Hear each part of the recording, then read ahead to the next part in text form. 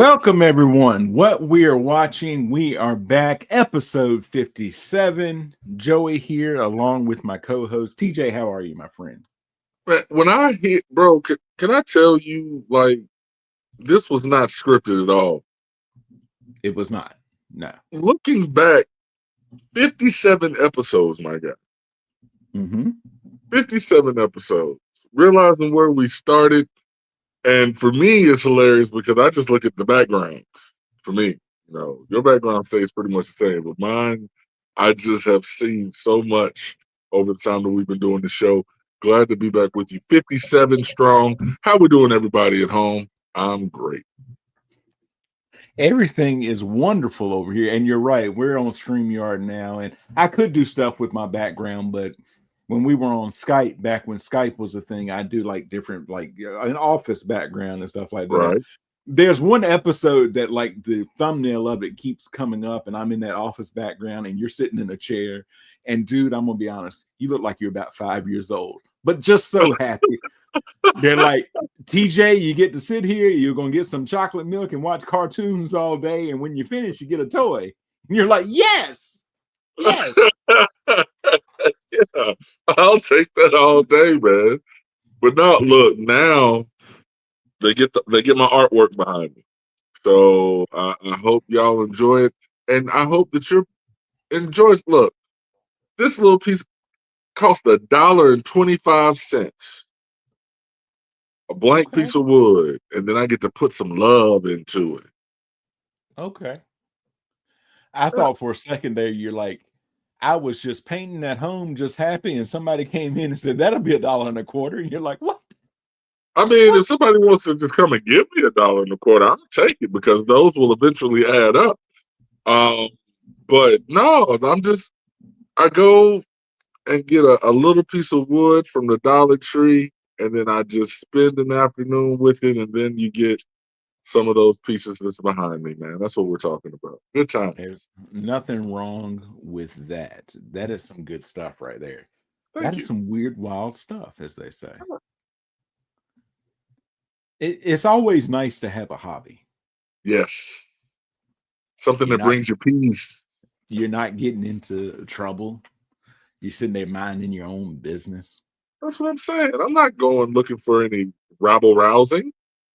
I'm safe at home painting. But when you say like 57, I'm thinking of what? What am I thinking of? Do you know? Heinz. Heinz 57 sauce. You're right. Didn't There's take nothing much, like it. bro. There is nothing like it. There is nothing like it. I don't even mess with it. But I knew when you say 57, I'm like 57, 50, Heinz 57. That's easy. I don't really mess with it either. Now, back in the day, we always had Heinz and we had A1. And for the longest Uh-huh. time, I was just a Heinz guy. Then I became an A1 guy. And now I don't really use a lot of sauce at all. But occasionally, if I'm out and about and I get something and there's a Heinz there, I'll hit it with a dab of the Heinz. And you don't need a lot. Because even if you're not a sauce guy, everybody has like tried 57. Like, here, just put a little dab of it on my finger. You got to do it, right? I too have tried it, even though I don't necessarily go hard with the condiments. I have tried the Heinz 57 because they had a jalapeno ketchup. So I wanted to try because I like spicy things. Mm-hmm. Ever since I got COVID back in 2021, bro, I have to try the spicy things just to make sure that I still got taste buds. Mm-hmm. Mm-hmm. Okay. Hey, look, there's nothing wrong with that. We got a movie to dissect, man. Let's get into it. I want this music to pour all over. So we're today on the Heinz 57 episode, Guardians of the Galaxy, Cut the check. retroactively now referred to as Guardians of the Galaxy Volume 1. It's a 2014 American superhero film based on the Marvel Comics superhero team of the same name.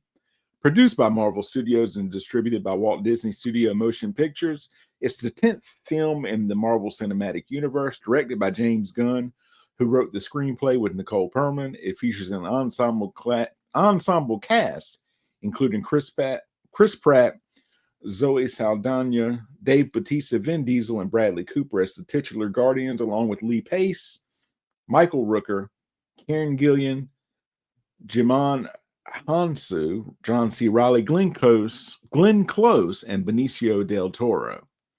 In the film, Peter Quill and a group of extraterrestrial criminals go on the run after stealing a powerful artifact. All right. So TJ, is this one of those I waited until it got on, home distribution, the DVD, the Blu-ray, streaming, or were you a theater goer for this one? We at this point now I can tell you with certainty after Avengers, we're into a Marvel movie's coming out.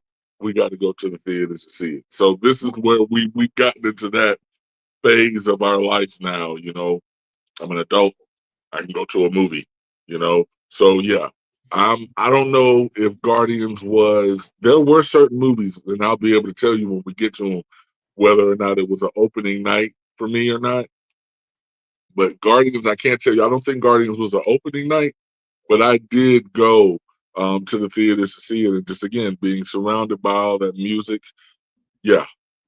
Big fan of James Gunn's work and learning so much about this guy. He did Scooby-Doo. Jinkies. Right. But in 1988, following his mother's death, the child Peter Quill is abducted from Earth by the Ravagers, a group of alien thieves and smugglers led by Yondu Utanta. All right. Let's get into this, okay? Right. I was telling you this. Think about it. You're Peter Quill's grandfather at the beginning. Now, I don't have children, but this is how I'm feeling, all right? I put myself in his place for a second. You have a daughter, you raise the daughter up, you think you did a good job raising her up. Now she does come back pregnant and claims it's by a guy who's not from Earth. Now that could give you pause. Right. But nobody's perfect, right? Right. She gives birth to him. He seems like he's an okay guy. She's doing good. Boom. She gets cancer and it's aggressive. Right. She's in the hospital. She has made this tape for Peter and she has another gift for him, and you're trying to do the right thing. You go because she wants him and all of that, and she's like, your grandfather's going to take good care of you, and then she dies. All right. He tries to get him, but he runs away, which is understandable. He's a little kid. This is a hard situation. All right. I'm feeling like I'm put in his place. I'm going to need a minute. I need to process all of this. My daughter just died. And I don't think people should be like, we're not equipped to bury people like our children or our grandchildren. That's not they're supposed to bury us. It's sad. It's not the natural order. It's not the natural order. So you're going to need a minute. All right. He's still a youngish man. He's going to do the right thing. Yes, I will absolutely raise my grandson. It wasn't in my life plan, but things happen. You're going to still need a minute. He needs a minute. He's just got to grieve. He's got to get his head straight. All right. This is the worst day of my life. And then it's, where's my grandson? What the hell? Right. So listen. All right. You're going down. It's a year later. All right. All of the stuff, whatever has happened at that point has happened. You're going to see your buddy down at the hardware store. Jimmy, I ain't seen you in a while. Ted, it's good to see you. How's it been going, Jimmy? Well, my daughter died last year. Oh my God. I am just so sorry that happened to you. That's horrible and all of that. Didn't she have a son? About that. I don't know what this man does. He's like, because pull yourself together. He's gonna go after him. Hey, did you see which way my grandson ran? Yes, sir. He went out that door. And just don't let him be from King of the Hill. I told him to go down Main Street. He don't need to go down Main Street. Like now they argued about which way he go. You didn't stop him from running. He looked like he could use the exercise. Now, folks, I'm not going to spoil anything. If you're following us along on this as we go, I'm not going to spoil anything, okay? But a lot of water is going to go over the bridge from here until we get to, but they will meet again one day, all right? And a lot of stuff has happened, okay? This poor man, though, you're like, hey, there's a guy, he was captured by rebels, but then he comes out and he builds an iron suit, and now he's a superhero. Cool. My life still sucks. There's a super soldier frozen for years and all that. Cool. My life still sucks. Aliens bombarding us from everywhere. Boom. Your grandson shows back up, folks. They meet again, okay? They have the happy reunion. Now, in that moment, TJ, they're happy with each other. It's so good to see you. What's your life been like? How about yours? They catch up. You know, I don't know if it's a week later, if it's a month later, it might be years, but they're going to be at breakfast one day and he's going to turn to his grandson and goes, you know, this wouldn't all happen if you'd have just stayed where I told you to stay. I mean, it's coming out. It's Oh, definitely 100. coming out, right? Like everything happens for a reason. I'm feeling for the granddad because I'm sitting here like, you said what happens next, and immediately I'm thinking he needs to move because everybody in that town knows that his daughter died. Not just that, everybody in the town is probably whispering about his crazy ass daughter, talking about how she got pregnant by a spaceman, and somehow Granddaddy lost the offspring of the spaceman. Nah, bro, you need to move. You He's need to packing move. the U-Haul up. He's packing the U-Haul up. Now, conventional thinking is telling you the grandson was kidnapped. All right. You're not thinking anything about spacemen at this point. All right. Did you hear about Jimmy? What happened? His daughter died. Well, damn, that sucks. Same night, his grandson got kidnapped from the hospital. I'll be damned. But Jimmy, the grandson. What? His grandson? Yeah, you know why his you daughter loading was. up? If your grandson gets away, he's gonna come back to that house, and you ain't gonna be there, Jimmy. And then Jimmy, he's gonna be in the middle of packing the box. He's just gonna sit there and look at them until they leave. But you know how people are. They were like, his grandson missing? Yeah, which grandson? He only got the one. You know his daughter was crazy as hell, said the spaceman got her pregnant. You know that's what they saying. You know that's what they saying, right? Like they're gonna This is pile what on. did you hear about Jimmy? What happened? And then they outline everything, right? And then they're gonna look around, I ain't gonna sit here and say nothing about it, but his daughter was just as crazy. She was just as crazy. You don't say she was crazy. Yeah. It's crazy. Why was she crazy? Claimed that the man who knocked her up was from outer space. Really? But Yeah, just as between you and I yeah, saw they're with gonna some do that long old haired fashioned. fella. They're gonna Right. I kept saw with singing, some long haired fella look like Hasselhoff. kept singing Brandy. You remember that song, Brandy? That was a good song. That was a good song. It was a good song. Let's go. But then he's going to turn to him and go, they were after me. They would have gotten me no matter where I was at. We'll never know, will we? Because they certainly did make it easy for him, didn't you? You ran right out there and got snatched up. But, I mean, and again, feeling for Peter, your mom just passed. And based on the way that they're portraying it, those two had a very close relationship. Mm-hmm. Mm-hmm. So I get wanting to run outside. I just don't know where you're going, man. In 2014, on the abandoned planet Morag, Quill steals a mysterious orb but is attacked by henchmen of the fanatical Kree renegade Ronan the Accuser, led by Korath. Before that, though, kicks about 800 of them little animals running around. Half of them, like he goes out of his way to kick them. They're like, I'm just going from place to place. I'm just living my best life. I'm just living my best life. This planet is normally underwater. And right now it's not. So I get to go and scavenge a little bit. And this jerk is coming over here singing songs, screaming in my face. and throwing me across the man. Come on now. Although Quill escapes with the orb, Yondu discovers his theft and issues a bounty for his capture, while Ronan sends the assassin Gamora after the orb. When Quill attempts to sell the orb on Xandar, the capital of the Nova Empire, Gamora ambushes him and steals it. What was the man's name that he was trying to sell it to? I can't pronounce his name. The dude with the whiskers and all the thing. Yeah, he was a pawn shop guy. Yeah.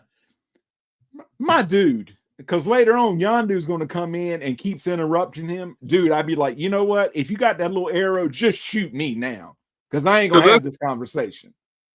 You all want the parties information. involved. I'm trying to give you information and you keep cutting me off. Oh no, we're done. You kill me or you leave. That's it. Don't be offense. For anyone watching this, if you want to get the whole reason that we're watching Guardians of the Galaxy to tell you this, don't be offense. Because fences, there's no outcome. You got how many people are now probably after this guy because he opened his mouth. I feel for the dude. A fight ensues, drawing in a pair of bounty hunters, Rocket, a genetically and cybernetically modified raccoon, and his companion, the tree-like humanoid Groot. Nova Corps officers captured the four, detaining them in the Kiln prison. An inmate, Drax the Destroyer, attempts to kill Gamora due to her association with Ronan, who killed his wife and daughter. Quill convinces Drax that Gamora can bring Ronan to him, although Gamora reveals that she has betrayed Ronan, unwilling to let him use the orb's power. All right. Now, my wife is a teacher, TJ. She's a librarian now, but she was a teacher. So, whenever she would teach about metaphors and things like this, she would show this scene. It would not go over my head. I would catch it. I would catch it. I'm too fast. Learning that Gamora intends to sell the orb to the collector, Tanalir Tivan, Quill, Rocket, Groot, and Drax work together to escape the Kiln and Quill's ship, the Milano. All right. Named after Alyssa. Named after Alyssa. All right. Now, TJ, you just sitting there, you're chilling in the prison, right? And he says, I'm going to need that guy's leg. Are you going to intervene or are you going to be like, what is wrong with you people? No, man. I mean, the man says he needs the leg. If you look, you got a particular set of skills that I don't have. Mm-hmm. So if I need you to get out of this place and you got these skills that I don't have, if you tell me you need the leg, brother, I got to get the leg, man. Got to get the leg. My thing is, though, whenever I get the leg and I come back to you with the leg and you're laughing at me talking about I didn't need it. And he just starts laughing in my face. Props to Rocket. I'm a Rocket fan. Ronan meets with Gamora's adopted father, Thanos, to discuss her betrayal. Quill's group flees to Nowhere, a city planet inhabited by thieves and merchants made from the severed head of a dead Celestial. Nowhere. A drunken Drax summons Ronan while the rest of the group meets Tivan. See, that's why you can't give everybody alcohol. You can't. You can't party with everybody. There is, TJ, several years ago, the year before this movie came out, I had a job interview in Dahlonega, Georgia. All right. I ended up not getting the job, but that's neither here nor there. Year and a half later or so, there came a song called A Little Dive Bar in Dahlonega. And I love that song because I knew exactly what they were talking about, right?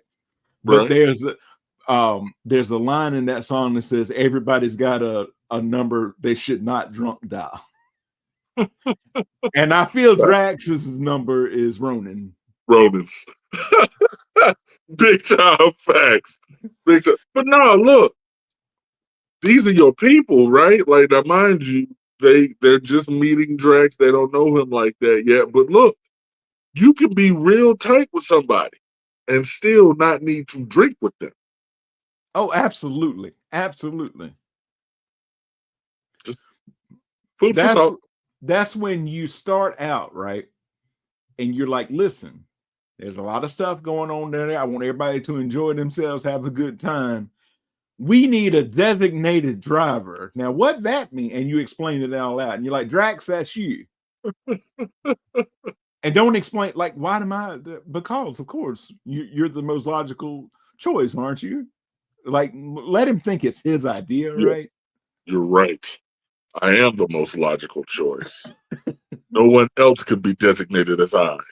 Like, right? Like, yes, yes, yes. Gaslight that man. All right. Because there's, again, in every group, there's going to be somebody that just messes it all up. And we're about to meet another one right there.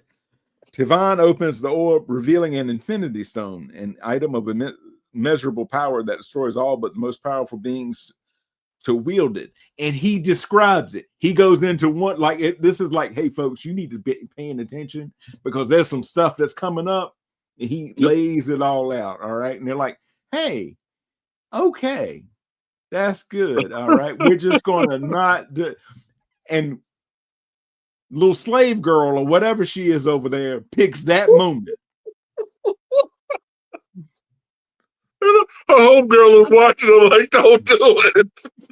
Don't. She knew what she was going. She knew. Don't do it. She knew. All right. Now, folks, if you've seen other like still images and other images and all that, Cosmo the dog is also there. Howard the duck is also there.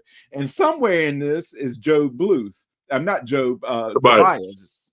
As in blue, all right. In blue, you think all of them are looking around, going, "Listen, this is not going to end up good for anybody." But I've been in those situations. It happened to me one time. I went through a breakup, TJ, and the girl's like, "Listen, this just ain't going to work."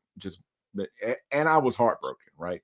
My friends take me out to a steakhouse in the Ville where we both used to live. All right. Guy comes up to us and it's like, hello, my name is immaterial at the moment because I'm about to go off and do it, but I'll show you to your seats. Have a great day. You're like, oh, thanks a lot. That was really weird, but thanks. He showed us to our seat. Girl comes and takes our drink order and she's like, I'll be right back. The first guy comes back. He's like, what was your drink order? I'll take your drink order. And we go, this girl just took our drink over and order. He goes, about that. Yeah. She just walked in the back and quit. He just walked out. And dude, that kept happening that night. That dude was like, listen, I'm gonna do this, but I'm about to peace out. People just kept quitting. I'm like, dude, if it's the end of your thing, I'd leave now because before our meal is over, they're gonna shut this restaurant down. It was like that. It was like that. Like there's somebody gonna mess up everything for everybody. All you have to do is nothing. Nothing. All you got to do is nothing. Look, her whole job at that moment was to sit back because she went and got the guard. Well, excuse me, not the Guardians. They weren't the Guardians at that point. She went and got Quill and the crew, Gamora and the crew. She went and got them for Tivan. Her job was done. All she had to do was sit back and listen to Tivan tell his story with passion like he does. That's what she had to do. Right. Now, folks, don't think that either TJ or I are condoning that this girl is being enslaved, that she is a slave. Nobody's doing that. All right. Not at all. At the same time, she freed herself. She did. But if I'm Quill or anybody else in that room going, you couldn't wait a minute. Nope. And she's like, listen, you got to strike while the iron is hot and while the stone is out and about. That's the thing. But I need to show. Y'all needed an example. Y'all needed it. That was her purpose in the universe, to serve as an example so that we can see exactly how powerful this stone is that Quill has been tossing around in his pocket like it was a tic tac. Like, nah, bro. It completely disintegrated this girl to the point of where we can see her skeleton. And then all this big factory that Tivan has, the collector's collection, is now destroyed because she grabbed the stone with her bare hands. Yeah, we got a test. So this is what it says. Tavon's slave Karina grabs the stone, triggering an explosion that engulfs Tavon's collection. Yep. That's it. Now his insurance guy, let's call him Reggie. You know, Reggie was just there the day before. He took pictures. Tavon had serial numbers. He had all of that. Reggie's like, gonna think this is fraud. This is straight up fraud. I Straight was up just fraud. there. It won't like he did it last week before I came. I was just there the day before. Oh, the slave girl missing? I need to see the police report. Ronan arrives and easily defeats Drax, while the others flee by ship, pursued by Ronan's followers, including Gamora's adopted sister, Nebula.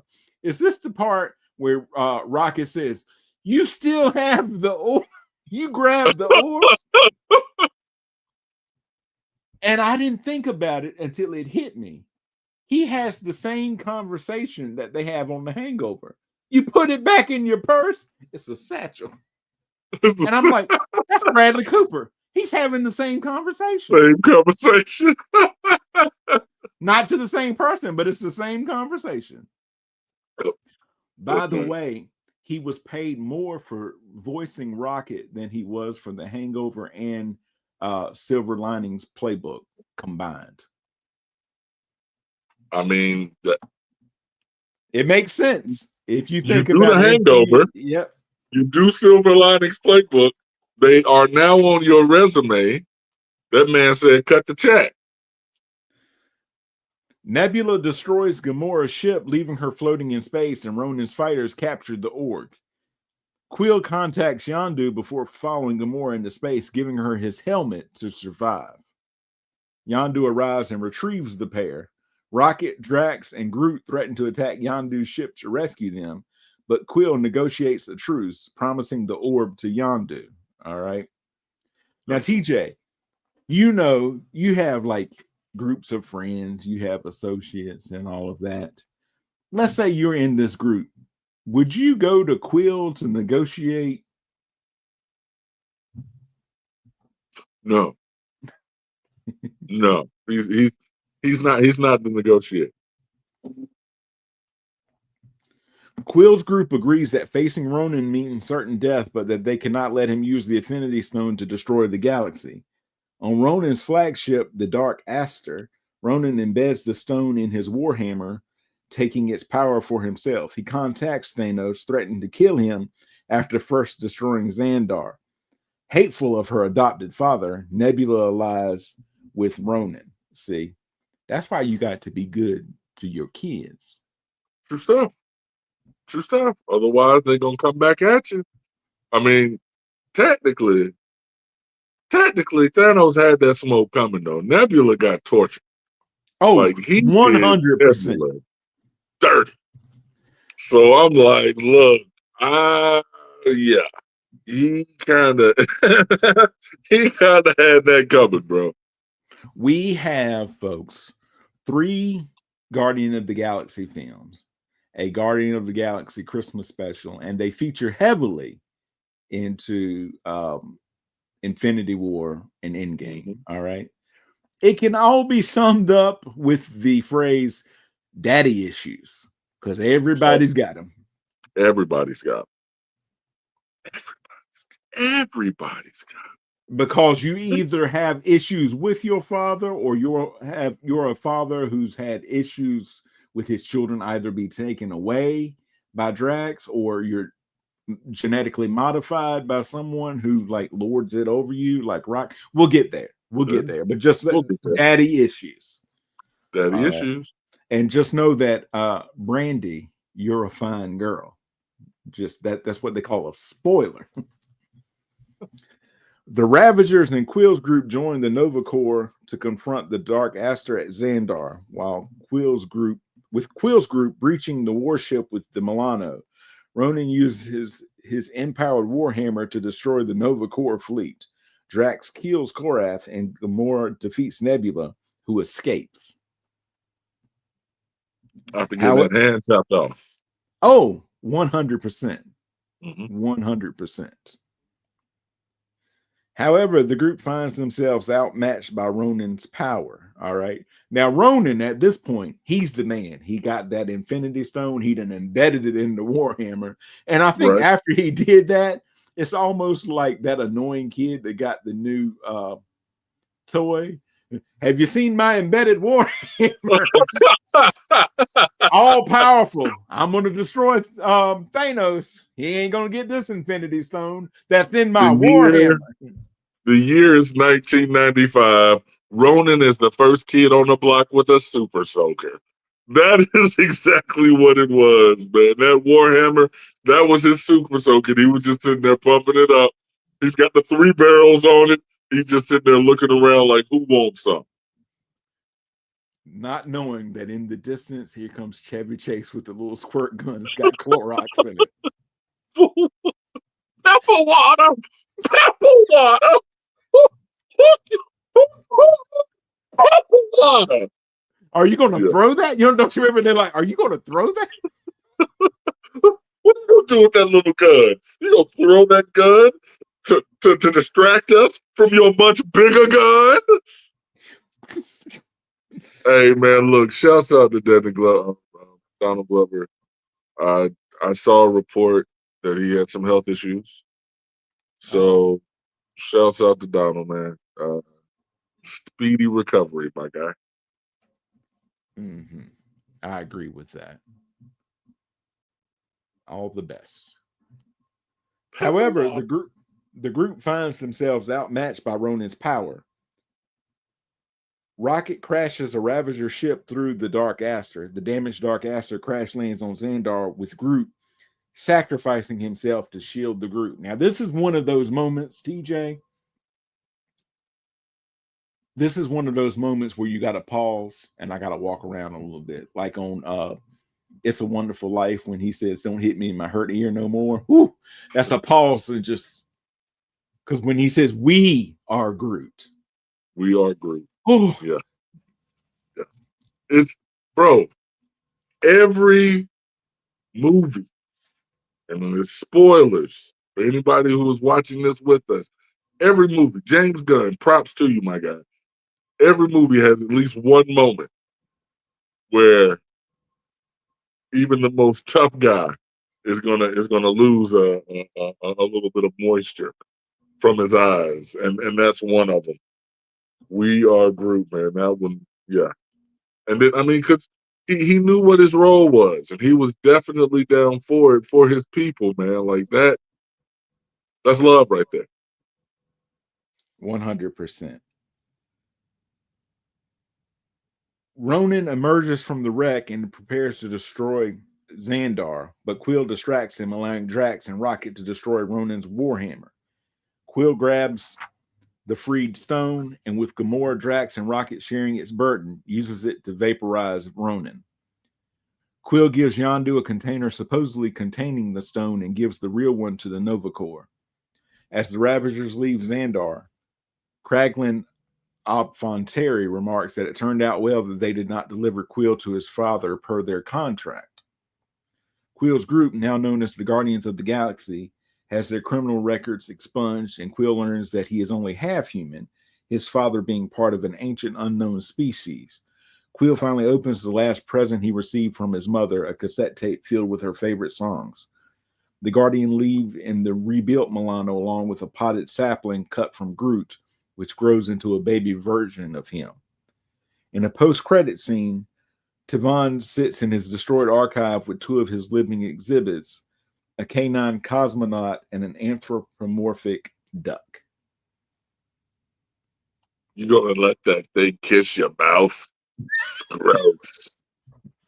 Gross. Let that kiss your mouth. You know who that is, don't you? Yeah, Seth Green. It's Seth Green. Yeah. In August, go ahead. No, go ahead. I was just gonna say, like, getting that line at the end from Kraglin to Yondu saying, you know, I'm glad we didn't turn him over to his dad as we're supposed to with the contract. Now we understand why he was took.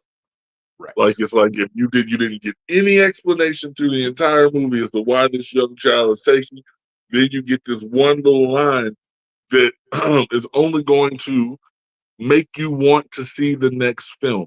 If this was not a part of a 23 movie phase, and Guardians is just its own standalone franchise, the way they did that line makes me want to go see the next one.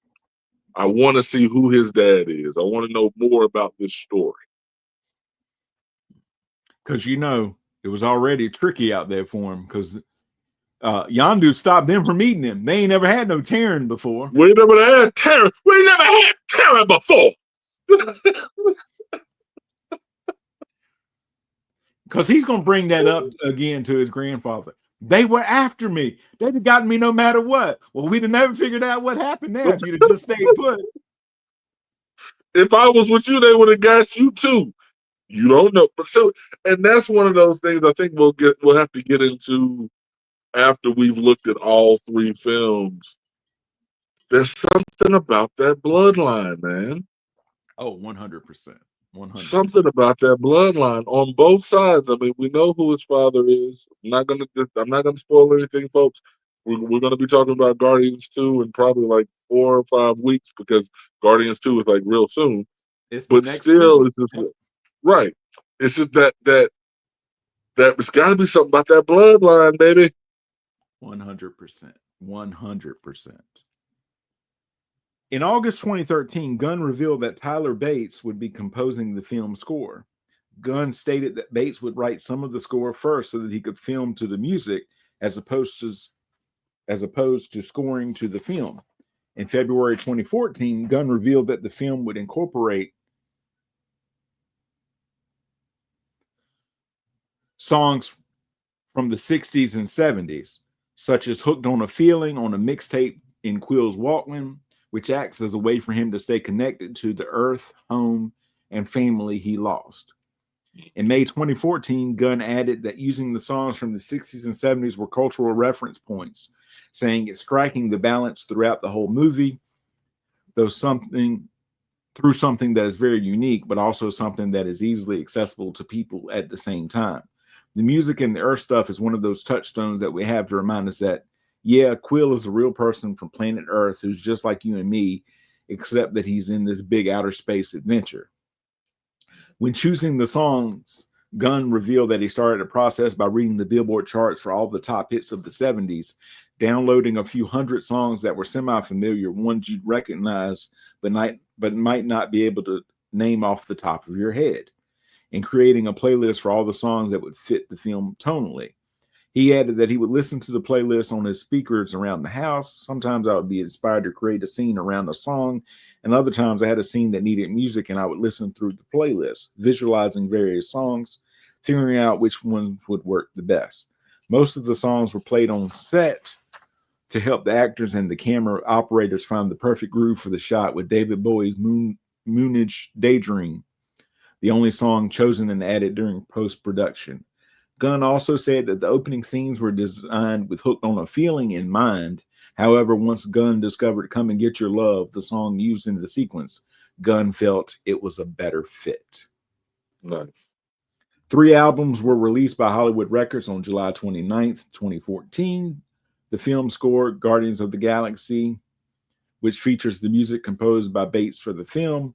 Guardians of the Galaxy also mixed Volume 1, which comprises the 12 songs from Quill's mixtape, and a deluxe edition featuring both albums.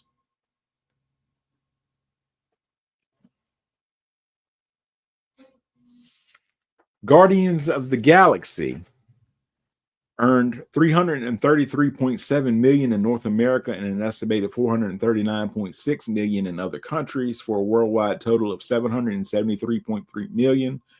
The film became the 3rd highest grossing film in the Marvel Cinematic Universe, behind The Avengers and Iron Man 3. It was the 3rd highest grossing 2014 film, behind Transformers: Age of Extinction and The Hobbit: The Battle of the Five Armies, and the highest grossing superhero film of 2014. Critical response. The review aggregator Rotten Tomatoes reported an approval rating of 92% with an average score of 7.8 out of 10 based on 336 reviews. The website consensus reads Guardians of the Galaxy is just as irreverent as fan of the frequently zany Marvel comic would expect, as well as funny, thrilling, full of heart, and packed with visual splendor. Metacritic gave the film a weighted average score of 76 out of 100. Audiences polled by Cinema Score gave the film an average grade of A on an A plus to F scale, while earning an A plus among under 18 and 25 to 34-year-old viewers. What would you give this, TJ? Oh boy. While the MCU was still being built, my first time running through Guardians of the Galaxy, I would have gave it a strong A minus off first run. Just watching it. Having had time to watch it multiple times after, even this past weekend from prep for this, I'm taking the minus off. It's an A film. Okay. I like it. Like I said, remove the clout, because some movies inside the MCU, inside this Infinity Saga, get love because they're in the Infinity Saga. I'm talking to you, Thor 2. But this one, like I said, it could be a standalone project. Right. Just the Guardians of the Galaxy having no tie-ins to any other movies, and I would be invested. So that 1,000%, that's an A movie. Oh, I agree. A definite A from me. I, like you, was invested. And it really picks up if you tie this with Guardians 2. Yep. And then give some time for everything that happens before you get to Guardians 3. You're even more invested, as well as the holiday special. It's like I say, it's listening to, like, movies are great because you got actors and dialogues and scenes and all this, but it's an experience, and the way he filmed it, tying so much into those, the songs are vital to the scene. Like, it feels like the soundtrack is another member of the cast. Right. And watching, it's like, oh, this scene wouldn't hit the same without it. And Volume 2 hits just as hard because you got Cat Stevens in there with a little father and son. Oh, man, listen. Y'all ain't ready for it, man. Y'all ain't ready for it. But with that in mind, we have reached December, TJ. So what's next? I'm thinking of two things. I'm going to let you decide. Okay. All right.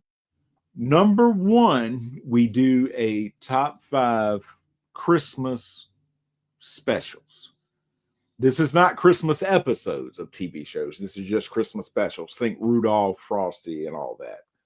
Okay. Or we can do top 5 Christmas episodes that you put on and watch this time of year. Which one would you like to do? I want to be all encompassing because I would like to be able to have a Bob's with a with the Heat Miser. Okay. I'm like, why do I have to choose? I'm an American. I understand that. I was going to do whatever you didn't choose next year. Oh, my bad.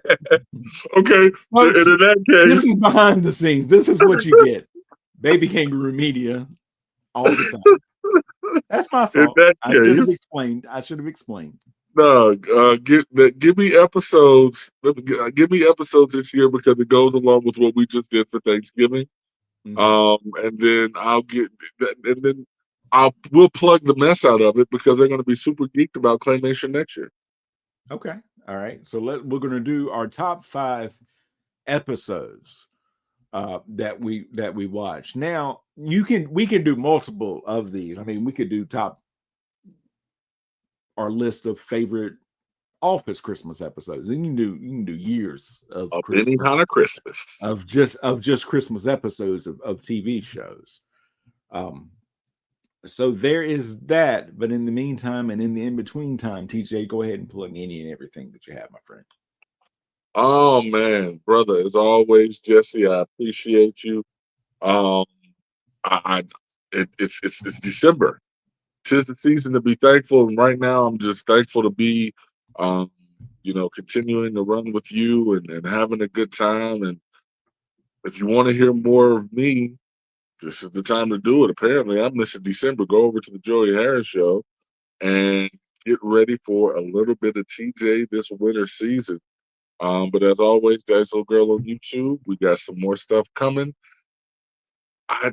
Baby Kangaroo Media, man, that's where it's at. Cut the check. Christmas special and New Year's special on the way. Let's go. Thanks, brother. Absolutely. You got Cut the Check, Christmas and New Year's special that'll be on the Patreon, and everything on the Patreon for December, TJ, is absolutely free. I'm going to make all of December for free. All right. Extra special thing. He said that TJ is going to be all over the Joey Harris Show, and he will be, because as we are recording this, we've already recorded an episode of the Joey Harris Show, like a free-for-all edition that's coming out this upcoming week. And then our next episode of this, TJ, our Christmas episodes list, will be also simulcast as an episode of the Joey Harris Show.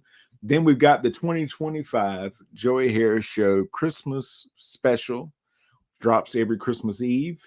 TJ is going to have Christmas Day and New Year's Day over on the Patreon with some Cut the Checks. And then TJ and I will be back at the last episode of the year to talk about 2025, what we're looking forward to in 2026. And just, it's a TJ December to remember that you'll never forget. Charity fun run for the troops. For the children. For the children. So you're going to carbo load and all of that, but patreon.com, if you want to, don't miss a second that patreon.com/Baby Kangaroo Media. You get everything for just $5 a month. And in the month of December, everything is free. Speaking of which, big things coming from what we're watching now in 2026. So make sure you hit the subscribe button, hit the bell. You'll be notified every time we drop a new episode. But for TJ, thank you as always. This is Joey saying we will talk to you all next time.